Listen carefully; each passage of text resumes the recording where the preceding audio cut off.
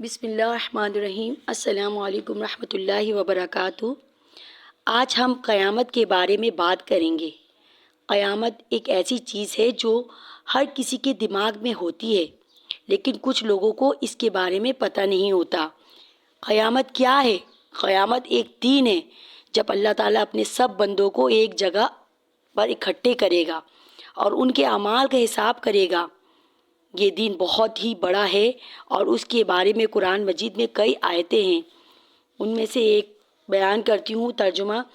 جس دن یہ زمین دوسری زمین سے بدل دی جائے گی اور آسمان بھی بدل دیے جائیں گے اور سب لوگ خوداگانہ اور زبردست کی طرف نکل کھڑے ہوں گے، اور اس دن تم گناہگاروں کو دیکھو گے کہ زنجیروں میں جکڑے ہوئے ہیں، ان کے کرتے گندھک کے ہوں گے، ان کے منہوں کو آگ لپیٹ رہی ہوگی۔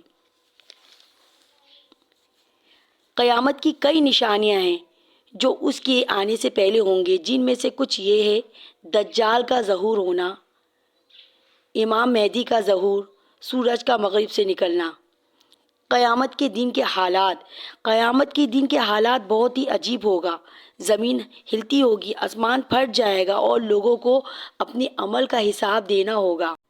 قیامت کا منظر: زمین ہلتی ہوگی، پہاڑ ٹوٹے ہوئے، سمندر ابلتا ہوا، آسمان پھٹ جائے گا، سورج چاند کو نگلتے ہوئے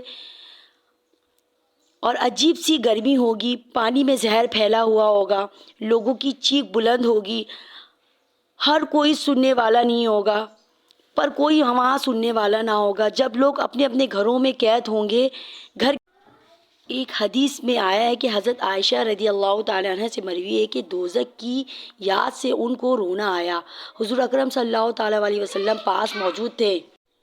حضور اکرم صلی اللہ تعالیٰ علیہ وسلم نے پوچھا کہ کیوں اچانک روئی؟ حضرت عائشہ رضی اللہ تعالیٰ عنہ نے جواب دیا، دوزخ کی آگ یاد آئی، اس وجہ سے رونا آیا۔ حضرت عائشہ نے پوچھا کہ آپ صلی اللہ تعالیٰ علیہ وسلم اہل و عیال کو بھی یاد رکھیں گے؟ حضور صلی اللہ تعالیٰ علیہ وسلم نے جواب میں فرمایا، ویسے تو اہل بیت کیا پوری امت کی فکر اور خیال ہوگا، لیکن صورت یہ ہے کہ 3 موقع اس دن ایسے ہوں گے کہ وہاں کسی کو کسی کا خیال نہ ہوگا۔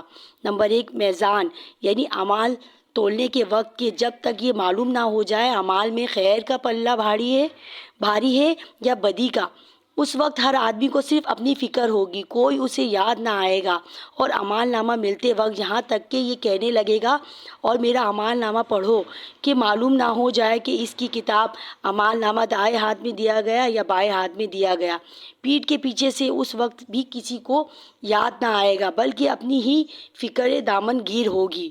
اور تیسرا موقع پلصراط پر، جو کہ جہنم کی پیٹھ پر ہوگا، اس وقت بھی ہر آدمی اپنے لیے پریشان ہوگا جب تک یہ معلوم نہ ہو جائے کہ اس پر سے عافیت کے ساتھ گزر کر جہنم سے نجات پا لی ہے یا جہنم میں گر پڑا۔ ایک دوسری روایت میں کہ قیامت کے دن ایک پکارنے والا فرشتہ کہے گا، عقل مند لوگ کہاں ہیں؟